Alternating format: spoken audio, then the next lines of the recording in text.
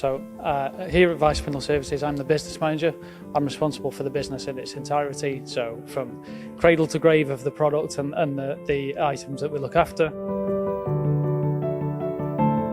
So we're here to repair spindles, whether it be Weiss or third party. We have a massive global network of over 300 spindle experts across Europe, Americas, Asia. And we're here to service the industry, of machine tools. We're a brand new facility. Everything's new or refurbished. And as part of that, we have the capability to look after both Weiss and third-party spindles. Additionally, because of the larger network of the Weiss spindle technology business, we have over 300 experts that we can call on. If we have a spindle that we haven't seen before, we're able to look into that and repair and overhaul where possible.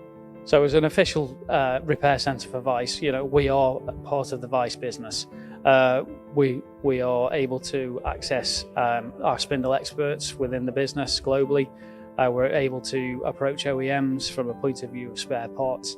And that means that we can not only overhaul to the OEM standard, but also improve things through reverse engineering and improvements based on our R&D colleagues' recommendations.